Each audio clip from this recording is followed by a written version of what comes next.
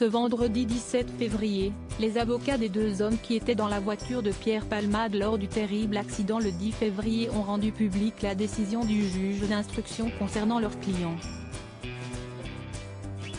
Dans la soirée de ce vendredi 17 février, Pierre Palmade a été mis en examen et assigné à résidence, sous bracelet électronique, dans un service d'addictologie, suite au dramatique accident survenu il y a une semaine, le 10 février. Le sort des deux hommes qui étaient dans sa voiture et qui avaient été activement recherchés pendant plusieurs jours après avoir quitté les lieux du drame est également connu. Mais Nathalie Fontenot, l'avocate du premier passager de la voiture conduite par Pierre Palmade, a annoncé que son client n'était pas mis en examen. Il a toutefois été placé sous le statut de témoin assisté. Il est reproché à mon client la non-assistance à personne en danger, a déclaré l'avocate. La juge d'instruction en a décidé autrement puisqu'elle a estimé qu'il n'y avait pas les éléments nécessaires pour le mettre en examen.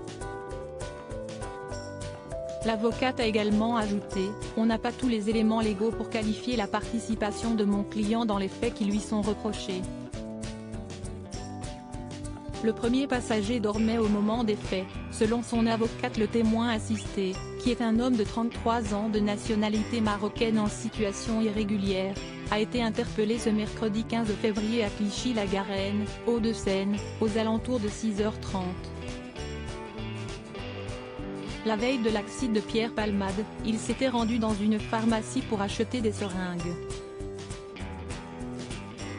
Sa garde à vue a été levée ce vendredi 17 février. Selon son avocate, le jeune homme aurait des souvenirs très vagues de l'accident.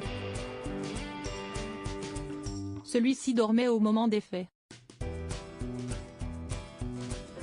Face aux journalistes, Nathalie Fontenot a souligné que le passager est un très bon ami de Pierre Palmade et qu'ils se connaissent depuis plusieurs années.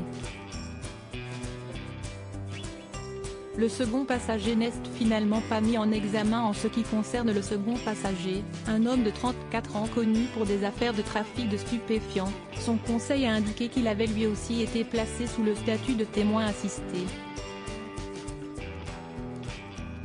Selon l'avocat, son client a aidé les personnes blessées dans la mesure de ses moyens avant de quitter les lieux de l'accident. Les deux hommes avaient été placés en garde à vue mercredi 15 février comme Pierre Palmade. À lire aussi accident de Pierre Palmade, l'humoriste mis en examen et placé sous contrôle judiciaire avec bracelet électronique.